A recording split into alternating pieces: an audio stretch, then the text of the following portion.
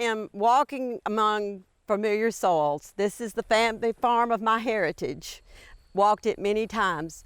Moved away from here 51 years ago. This year, I've had a garden of my dreams.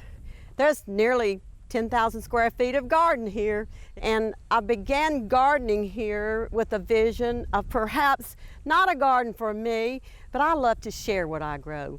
This is dirt that's been gardened here for, let's say, 100 years. Very fortunate. Not much added to it. We'll probably turn under some of the vegetation that will go back into the soils. There's a creek nearby. Sometimes the creek has gotten over this and it might deposit rocks, but it's bringing in good soil too. So I can't say that there's much that I do to supplement this soil. I will add some organic fertilizer in the holes where I plant things. Cabbage, broccoli, cauliflower, kale. In the planting holes that I've already chopped out with a hoe, I'm going to put these individual sets out, and they've just now come out into the garden centers, but I always water into that hole. Yes, this clump of soil is wet, but all of this soil around here is dry, so if I stick it into the ground there, the dry soil will wick it out, so therefore I will add water to it. I put in 35 pounds of potato seeds. I used the Kennebec, the Yukon Gold, and of course, you gotta have a Pontiac Red. 6 bushels later, I've enjoyed this yield. If you've never eaten a potato straight out of the ground, you need to try it sometimes. And then from there, I planted onions. Now, this is a beautiful onion, and you know, this was a long time ago, and these are still beautiful. I had enough yield that I shared, and I still had some for myself. The next thing I planted was squash. This full 100-foot row I planted with straight neck and crooked neck squash, a little bit of zucchini that didn't do quite so well, but I want you to know, we can always find something good when something bad happens.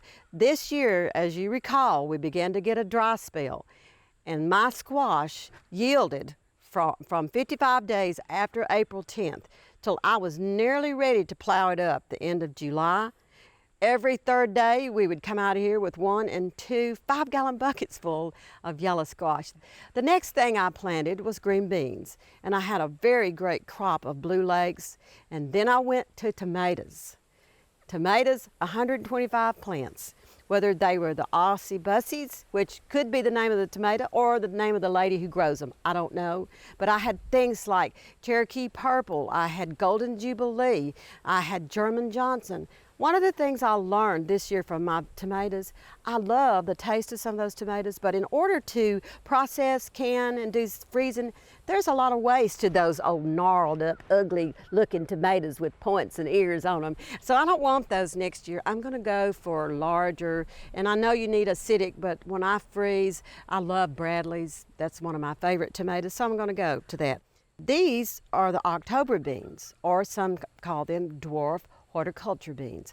These are wonderful beans, but there's a little trick to them. They're a one harvest bean, and sometimes you get busy and you just can't get into that garden. Of course, this is 27 miles for me. So they dry wonderfully, so if you get them picked, spread them out somewhere where they don't sweat, and then you have this dry bean. And what I'll do is put them in, shell them, put them in a jar, and put them in the freezer, because you do not want, especially if you're gonna plant a seed the next year, you don't want the little beetles getting into them, and they'll hollow them out and there won't be anything in there to germinate.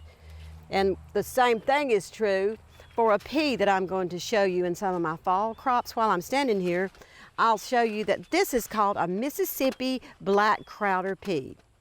It is wonderful. If you know what pot liquor is, when you cook peas, I know some of you do, these are wonderful. And I saved these seeds from my friend Mitchie Davis gave me these seeds, and I've had them for about 4 years, and every year I save my seeds and plant them. So you can be very successful.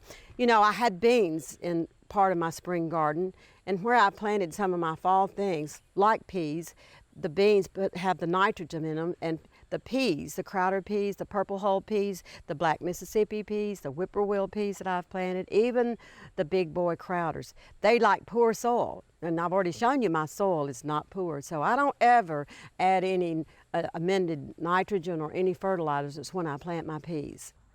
Can you find me in here in these 2 rows of okra?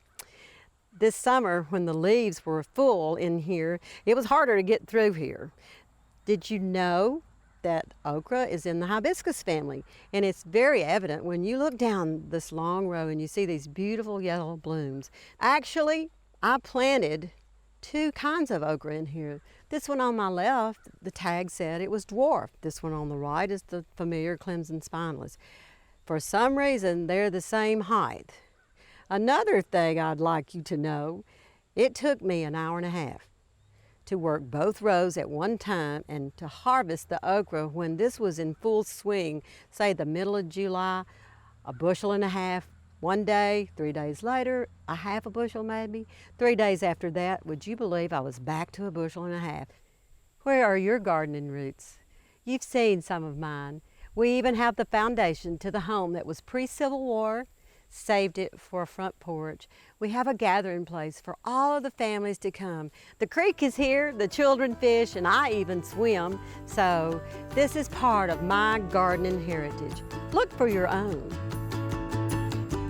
For inspiring garden tours, growing tips, and garden projects, visit our website at volunteergardener.org or on YouTube at the Volunteer Gardener channel, and like us on Facebook.